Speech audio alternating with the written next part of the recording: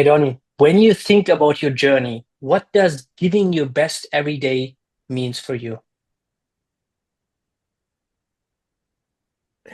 When I think about my journey, giving my best is essentially just paying attention to everything. One of my favorite coaches quotes is how you do anything is how you do everything. And I think that took a while to really process and understand, but it's the same message essentially that I give the kids that I'm coaching is that the way you practice is the way you're going to play. You're not going to turn it on game day. You're not going to magically have this intensity that you haven't built a relationship with, that you don't know much about. If you do, it's going to last 10, 15 minutes, 20 minutes, and the real you is going to come through. So you build that relationship in practice. Play hard, show up every day. Control the thing that you can control the most, which is your energy and your effort, your ability to listen to the instructions. So when I think about life, it's all right. I can't slack on anything. Anything I do, I need to make sure I'm trying to do it to the best of my ability. And again, it takes time to build that mindset, but you start small. You start small, wake up, make your bed. Wake up, shower. Wake up, do not touch your phone. Me, I work with clients, so it's giving each client the same attention and energy by essentially just being present. You can practice it in small ways. You're talking to your mom, you're talking to your dad. Try not to think about anything else but in that moment.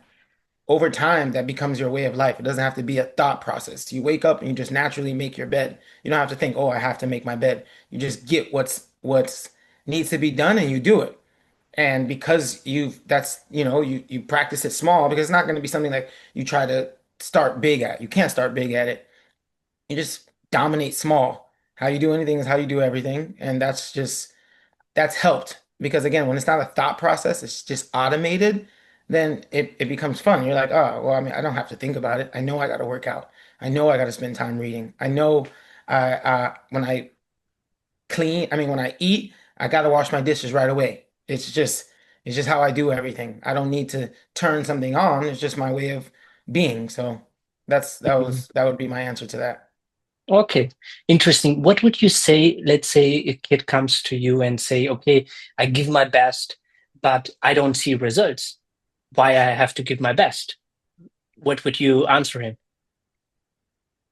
So now you got to dig a little deeper. What's your mindset like when you're in in that action? For me, I had that experience with running in the last 2 years. It's like I was getting the work done, but my mindset was I have to go get this run in.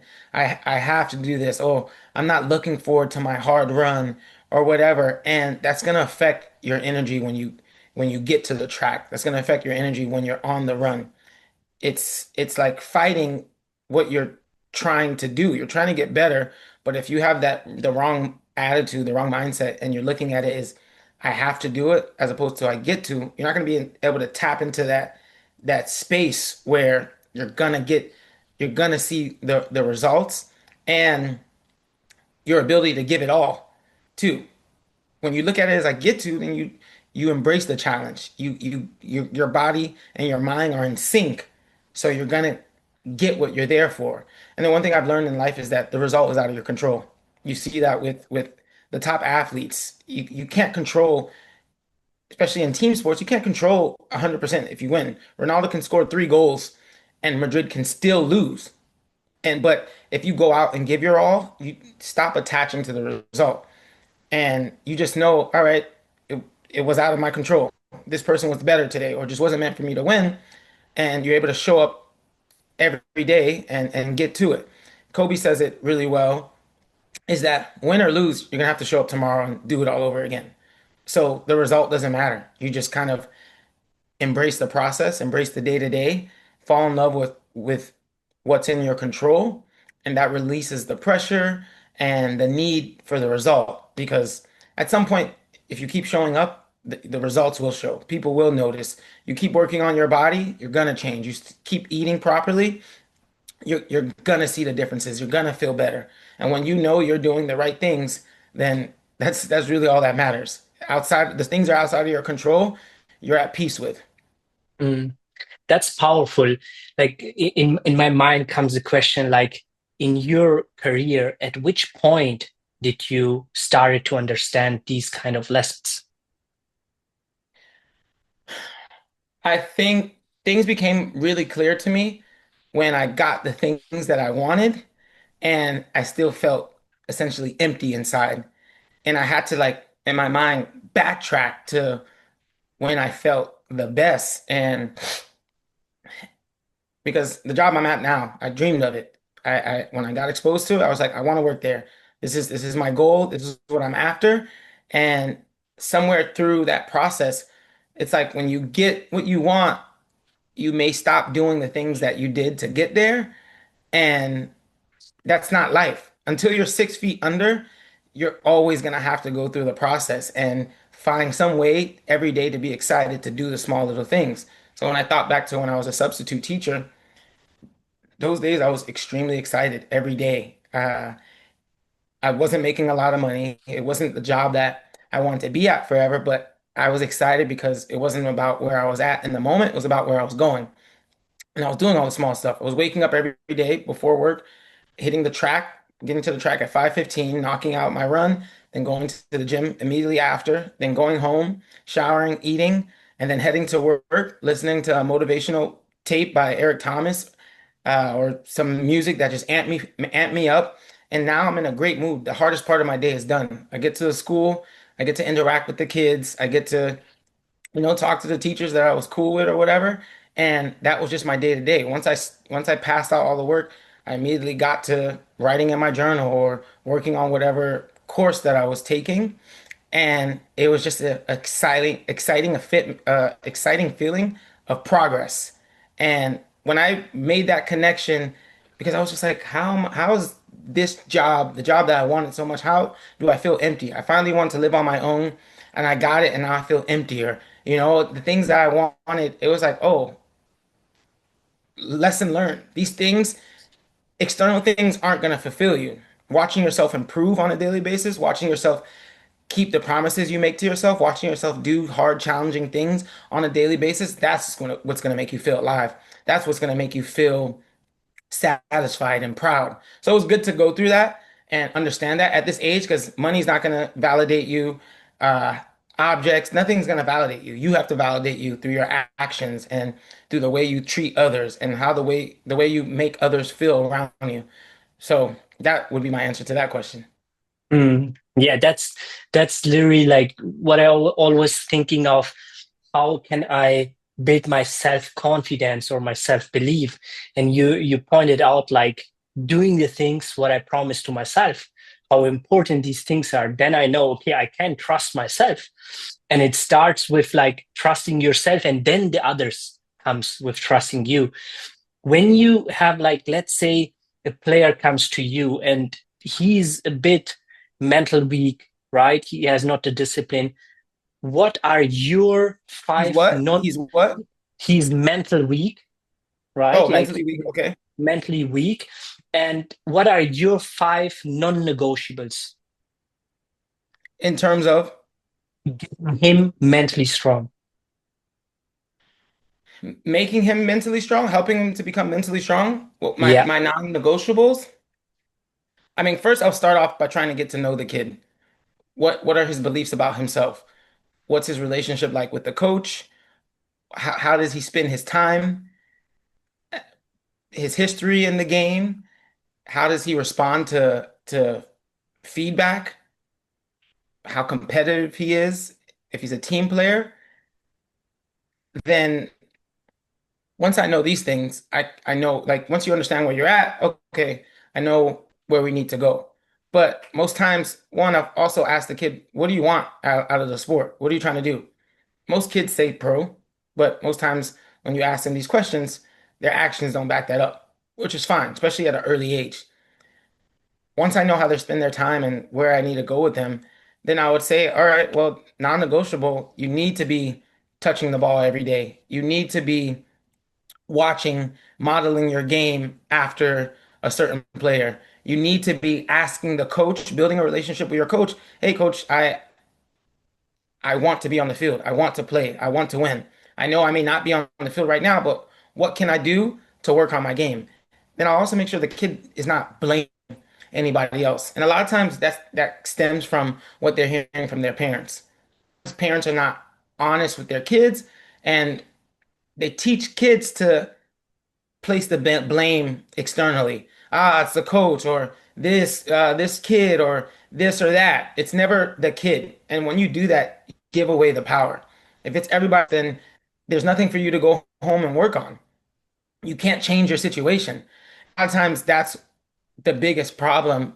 The narrative parents are feeding the kid, and you're stripping the kid of the power that what's in their control. And what maybe the kid and the parents don't realize, this will stem into their life. Now, when they're adult and they didn't show up to work on time, or they just don't have the work ethic, or this or that, ah, my boss doesn't like me. Ah, woe is me. Everybody's against me. It becomes who you are as a person. So I kind of try to get an understanding of the kid's mindset and just help flip the script in their head. Once I know them, once I know what they're working with, once I know if they're optimist or pessimist, then I'm able to kind of attack the source. And one thing I think the biggest way you got to connect with athletes, kids, people, or whatever, they got to understand that you practice what you preach. And I try to do my best to make sure the things that I'm telling people, I can say, hey, look, this is my resume, and not literally a resume, but I'm still working out. I'm still running. I'm still reading. I'm still watching videos. I'm still trying to learn. I'm still obsessive. My goal was to go pro. It didn't happen, but then I realized I was like, okay, cool. Well, let me just be a pro at life. Let me still take those mindsets and adapt it to my daily actions, my daily thought patterns.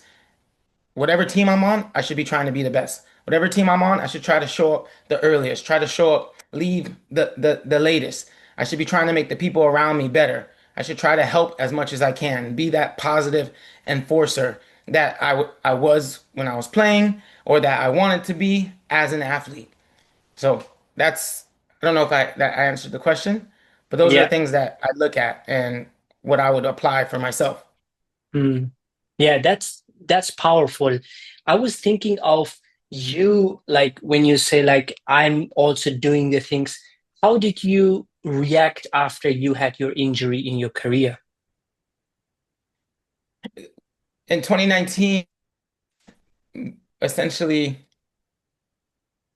I had the biggest year of my career. I almost broke my foot. I went into a 50 ball with a guy a week before a tryout. I went at 50-50, you have to go hard. I went for the ball, and this is how I play. I play aggressive, but nothing personal. But I went for the ball. The guy put his cleats up, and my foot smacked under his foot. That was the first time I've ever been in a cast and on crutches. And that was an eye-opening experience for me. It definitely was a depressing time in the moment. I was sad because I had a week left before the trial. I finally felt like I got back to where I've been to and pa past it. So I was really excited, looking forward to it. When I look back at it, and like with most things in life, once time passes, you appreciate something happening because of the lesson you learned from it. It helped me to realize what I was essentially saying earlier, because I couldn't run or really work out. I, it hit me. I was just like, whoa. So none of that I have to do. It's something that even though maybe I framed it in my head that I don't like running, or I have to go run, or I have to go work out, it hit me when I couldn't do it. I was just like, oh shoot. Like I was mistaken this entire time. I clearly I enjoy doing it. It's not just for pro. I enjoy how it makes me feel. I enjoy how it makes me think. I enjoy how it makes me look. And when it was stripped away, that was just a big eye-opening experience that, okay, well, I won't take this for granted, because just like that, it could have been gone. My foot could have been broken. Maybe I wouldn't been able to play soccer or something. I would have recovered or something. But like I wouldn't take back that experience, because that insight was invaluable, or really valuable. Um, and it did a ton for me. It actually prepped me to come back and want to go even harder once I Mm. recovered from it, and I'm able to help others, teach a lesson from something that I went through. And I kind of try to look at everything I've gone through as that. How can I use this to help empower other people? so they don't have to make the same mistakes, or they don't have to wait till they have an injury or something negative happens to really look at working, the ability to work out, the ability to go run, all those things as what it is. Because there's some people who would kill to have those abilities again, to be able to just wake up and say, okay, 6 in the morning, let me go for a run, let me go catch the sunrise. 6 in the morning, let me get up on my own and decide to read or spend some quiet time. And once you understand that, you appreciate life. Life is the most beautiful gift. And that sometimes will go over our heads because we feel, I don't know, just because what you're taught and you don't think that deep, but it really is a blessing to see another day. Day is a new opportunity to be better than you were before. It's amazing approach how you see the things you have, and I could feel it. It's like emotional, but you're thinking also optimistic on it. One question popped in my mind is about, let's say you are right now in this depressive and hard moment after the injury. How is your process going back and say, okay, maybe I would change something? Is there something you would change during your career, during your pursuing your dream? What I would have changed in that moment was just like another thing that I was just like, I didn't need to be playing that hard a week before a tryout. That wasn't smart going into that 50-50 battle. I could have gone without that. That was more so when I look deep into it, that's more of an ego thing. Let me go show my strength or let me show my fitness. That's letting my fitness lead as opposed to my mental, because that's one thing I've learned too. The fitter you get, the more sometimes you rely less on your brain to make the right decision, and you're going all out just because you can. And essentially you're kind of working against yourself because now you're just tiring yourself out as opposed to saving it for when you need it and using it to your advantage. So that's definitely what I learned. It was just like it wasn't worth it. And all right, cool. Well, if a guy if when teams have games on Saturdays, Sundays, their coaches are not going to be having them play that aggressively on Friday or Thursday. You start to tone it down so you can be prepared for the game. So that was one of the takeaways in that Mm, sense. yeah, that's a big takeaway to knowing also when to rest, or not only all the time to push because you Yeah, can push, and then for the right moment you don't have the energy. That's yeah, that's that's powerful. How would you say, like, for example, a lot of players I see, they train just physically, and you mentioned right now so many mental things. Would you recommend them also to train the mental part?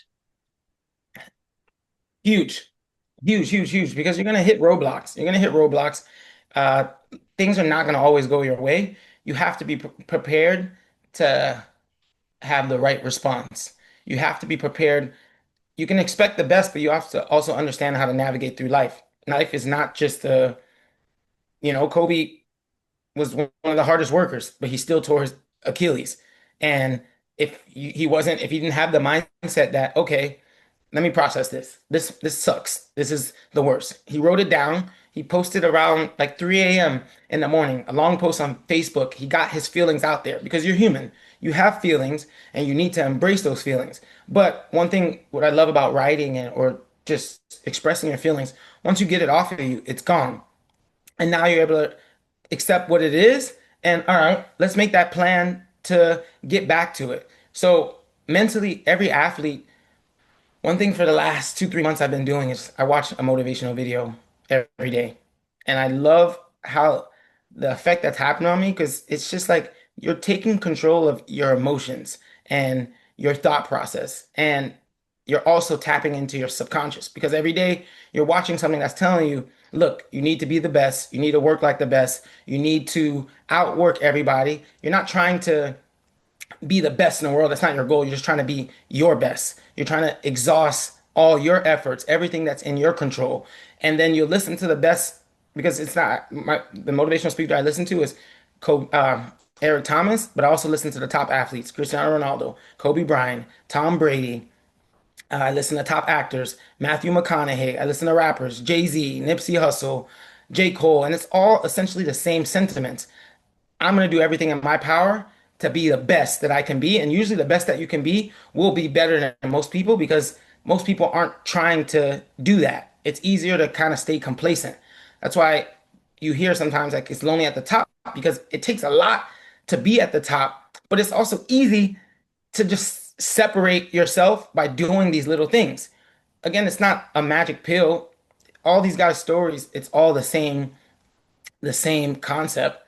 So, like I said, athletes should be listening to motivational videos. They should be reading and enhancing their mental.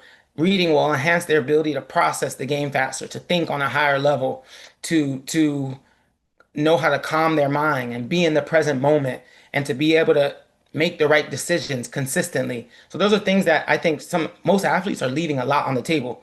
They're relying too much just on physical, and there's so much that can be done mentally to give you the upper hand. Most of the guys, Tom Brady wasn't the most talented athlete. He wasn't the most athletic. It was his belief in himself and his belief in what he did every day, what he could control every day. Kobe Bryant, he'll say it too. He wasn't the tallest. He didn't have the biggest hands. He wasn't the most athletic, but he primed his brain from a young age to want to dominate. I'm going to prove you wrong. You guys say I come from a good family. My dad played in the NBA. All right, well, I'm going to show you that that's not my weakness. I'm still going to work like I don't have anything. I still have something to prove. I'm putting this chip on my shoulder, and I'm going to dominate you. I'm going to make you want to quit the sport. And essentially, that's like the mindset you got to have. You want to, and it's not personal. It's not like you're actually physically trying to kill somebody. But when we're on that field, I want to demolish you. I want you to feel small, but not in the person way, but just when you come up against me, you know that you just cannot compete. Every time I go in for a 50-50, every time we're chasing after a ball, you know I'm gonna win. And there's nothing you can do about it because when I'm alone, that's how I train. When I'm going up those hills, I'm giving it my all. When I'm waking up at 5 a.m. in the morning and I look around and I see nobody, that fuels and primes my brain. When I decide to write every day, when I decide to read, I know most athletes are not doing this. So it gives you the upper hand. So now when you have that, when you already have the physical and you can match the mental, you essentially become unstoppable. Mm, amazing. I got goosebumps. Yeah, me too. Me too. Because I mean, it's fun. It's like, and for me, it's like, dang, why can somebody like help get this mindset in me when I was 12, 13? Essentially, you can't go back, you can't take it back, but that's what fuels me. It's like, all right, cool. I can't, but I want to help inject this mindset into whoever wants to be the best. And for me, Mm, it's exciting when people may not be the most talented or whatnot, but if you want to work hard, you're gonna go to the next level. If you're gonna buy in into these messages, if you can take these words that I'm saying and apply it to your life, regardless if it's sports, you're a musician, you're an artist, you sing, you're in school, you want to be an engineer, anything, you have to have that mindset that I want to be the best. I want to be the best I can be, and essentially that will make me the best in my field. mm. How important were for you role models? You mentioned like a lot of people you're listening. How important would you say are role models, especially? They're everything because, say, as an athlete, or let's even go a little deeper than that. When you're a kid, baby, whatever, if a kid doesn't see anybody talk, he's not gonna know that I can use my mouth to express myself, or I can walk. If a baby just grew up in a room by himself, no walls, they're not gonna stretch or try to grow because they don't see anybody doing something at the level that at that age, they're not conscious of it, but they aspire to be like. So with sports, you need to have role models, big role models. You need to see people doing it at the highest level so you can model your game after that. You don't necessarily wake up with the mindset of trying to be the best unless there's an example in front of you. It's not what you say, it's what you're seeing. It's what you see somebody, okay, Donny says, or whoever says running will build a nice a mental uh resilience to attack life and whatnot. I believe him because he gets up and runs every day. I believe him because his body shows that he's not just talking. I believe him because he's consistently getting better. Or I believe Tom Brady because he won 7 Super Bowl rings. Kobe won five titles. Michael Jordan won 6. So what you say is true. You're not just regurgitating out the mouth. There's a method to your madness. It's not easy. It's not easy. They're gonna tell you, but it's rewarding. It's worth it. It comes with the best level of treatment out in life. So for me, when I look at these guys and I'm hearing what they say, and again, it's been almost 3 months of just this same routine of just absorbing the one percenter mindset, and I'm seeing and feeling different. I'm attacking each day. Essentially, sometimes I don't even want to go to sleep because I'm just like, I want to get up and get after it. I got to, these guys are making me hungry, and I want to match their work ethic. I can match their ethic. I'm doing it. So that's my approach to it. And so much so, I'm not only just now, it's not one video a day. It's about three, four, five, six, as many of these videos I can get in. Whenever I don't feel like doing something, all right, boom, let me prop on the video. Let me listen to Tom Brady talk about work ethic. Let me listen to Kobe Bryant, excuse me, talk about the process. Let me have Eric Thomas shout in my ears about wanting to be the best and not being comfortable. And all that stuff gets me going. I listen to it on my runs. I listen to it when I'm working out. I now listen to it before I go in bed so it can just prime my mind. I can dream about being the best. I can dream about continuing to experience life at the highest level and wake up and be ready to attack again. Mm. Yeah, nice. What is your approach on law attraction? That like these things you think they will happen. The Bible says it the best. Ask and you shall receive. Then you have the other sayings like a closed mouth doesn't get fed. You have to ask for what you want. You have to pray. You have to believe. You have to manifest. But here's the thing. If you ask for it, you got to go work and work for it like you believe. You're not going to just magically go up and run your best PR without putting in the work. Once you put the work, then you expect it to come. You don't know when it's going to come. You don't know how it's going to come, but you know you're taking the right steps. You're again, you're exhausting all your efforts. You're asking, then you're writing it down every day, multiple times a day, then you're reading, and then you're working out, and then you're running, and then you're resting, then you're doing hard things, cold plunges, you're keeping the distractions away, you're not drinking, you're not smoking, you're like, I'm gonna do everything. I'm gonna find a way to just do the right thing as much as I can. And again, now I won't necessarily be obsessed with the result because I know it's gonna come when it's time.